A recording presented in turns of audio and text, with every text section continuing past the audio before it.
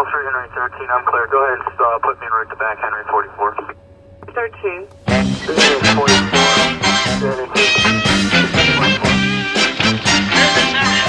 Everyone under 18 must be off the street by 10 o'clock or be subject to arrest. All right, move it. Do not block the sidewalks. 42 after 10 o'clock, everybody under 18 must be off the streets or subject to arrest. All right, you kids, break it up. These are not dangerous revolutionaries in a beleaguered city under martial law.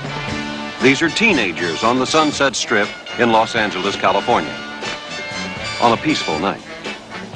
Irresponsible, wild, beat, protest youths with nowhere to go, nothing to do, no goal in life. Just searching for one thing they've demanded throughout the ages: the right of self-expression and recognition. What you see here is happening all over the world. And in every country, the question is the same: what to do about the youth problem. Officer, it's getting worse every night. I've never seen such riprap. Now, the authorities ought to do something about it. I'm sick and tired of it.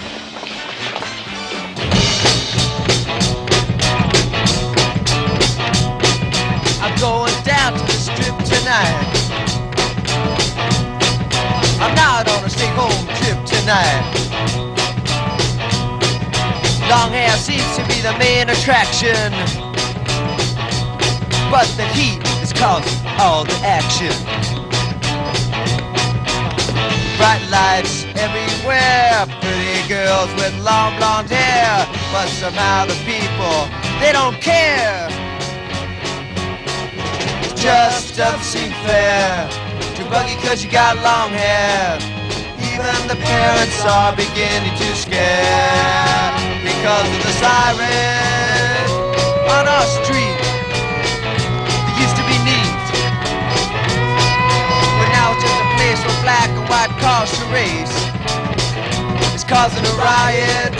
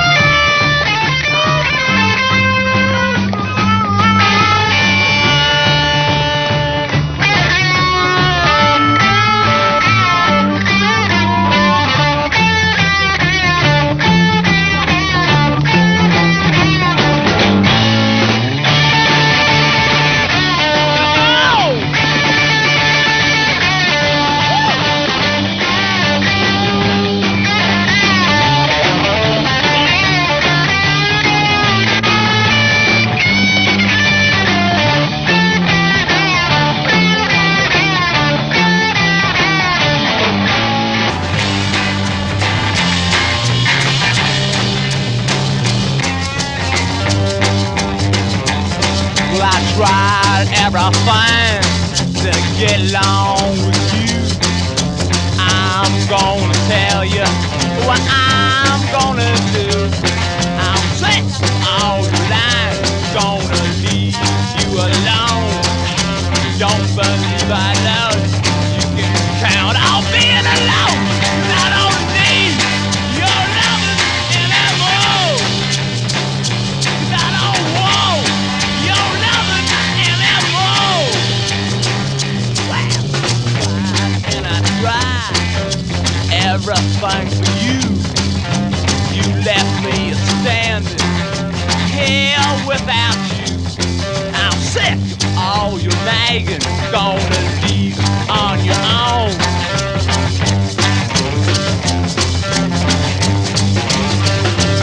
Well, I tried everything. Call it, man, not in here. That's not happening in here.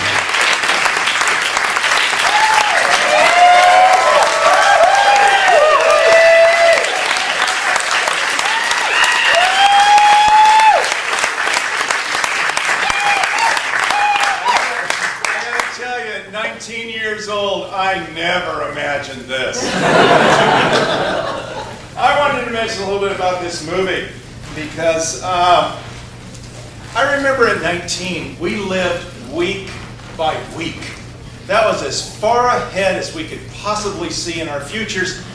And it was so exciting to us at that time, we really didn't need to look any further. There was no planning, there was no ideas about someday we would do this. It was, where are we next weekend and what's going on?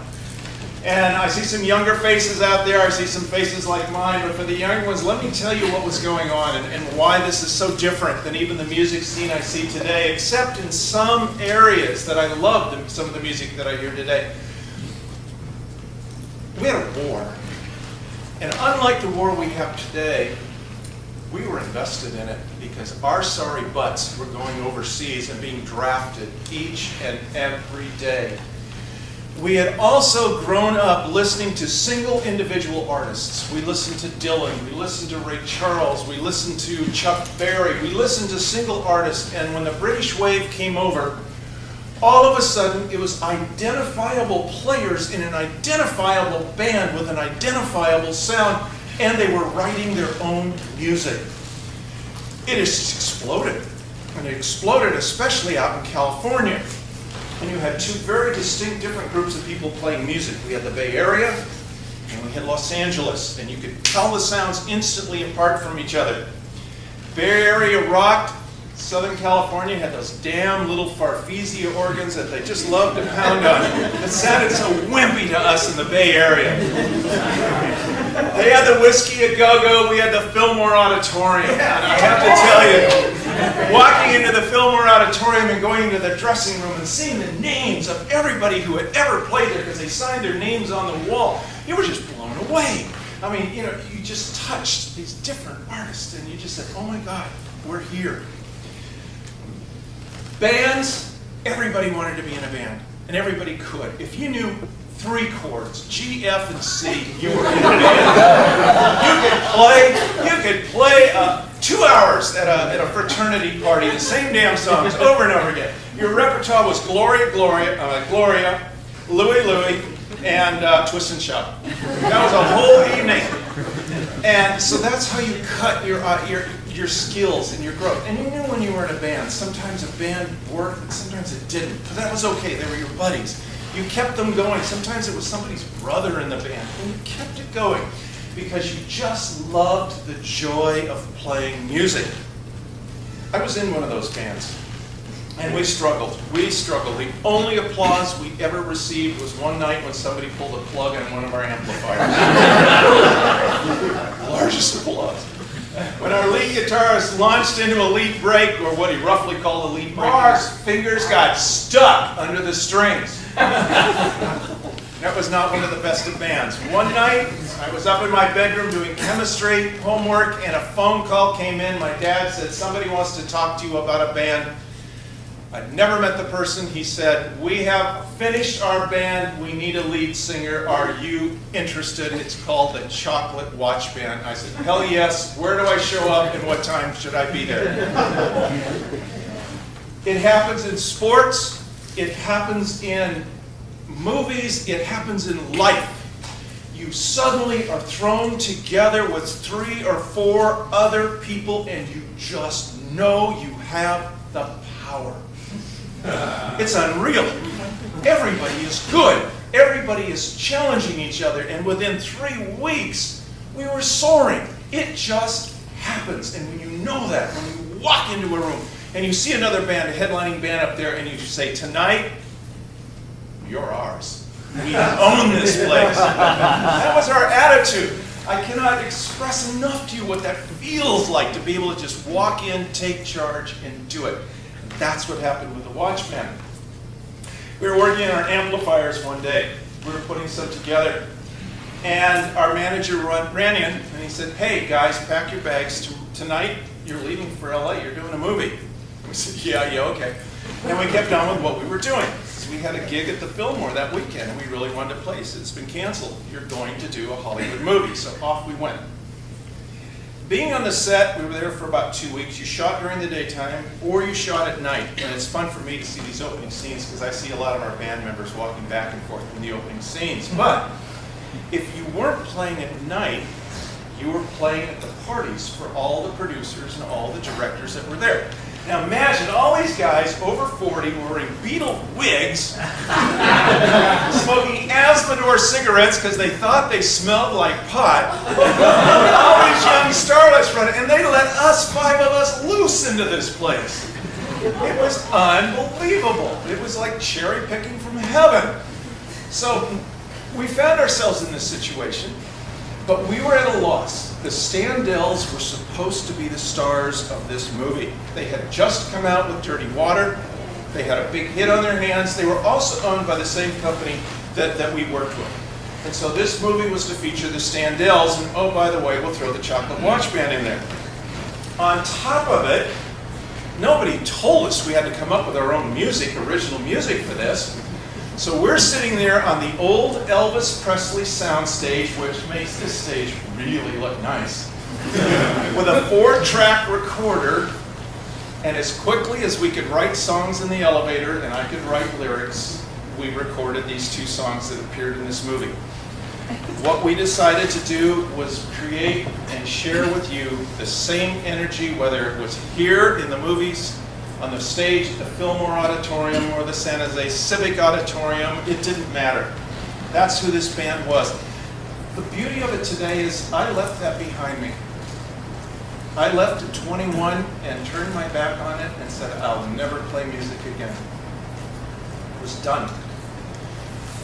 And now when I hear all these young bands recording our music, when I see all these videos on YouTube, I'm just as perplexed as I guess as the next person. I don't quite understand it, except there's a truthfulness to it. There's a truthfulness to this music. It's not A&R'd until it's dead. It's not equipment that you would never be able to play on stage. What you see up here is exactly what we played on stage. It's exactly the same thing, and that was critical and important to us. And the other thing is this. I've met a lot of people who sit down and talk to me and they say, when I was in high school, I was a football star. And we'll talk about when they were in high school. That was the pinnacle of their life. And I have to be honest with you. This was not the pinnacle of my life. It was the pinnacle of being 19 years old. Absolutely. But I have been most fortunate to have other pinnacles in my life, and each day is a pinnacle. And here's the secret I've discovered. I'll share this with you. It's as simple as this. Surround yourself with people who are just as excited about life as you are, friends that are just as excited about what's going on and the possibilities and the capabilities, and you will stay as young forever as that 19-year-old kid up there on the stage singing. I forgot something to tell you about this movie, a little piece of trivia you may enjoy. The Standells came in before we did their show and were gone. We never met them. But the Enemies, that second little group that played kind of innocuous music, they were the nicest guys. We loved playing with them. But they were so bad, somebody on the set named them the Enemas. But the joke was on us. 3 years later, the 2 lead singers and the drummer reformed another band, and they called it 3 Dog Night.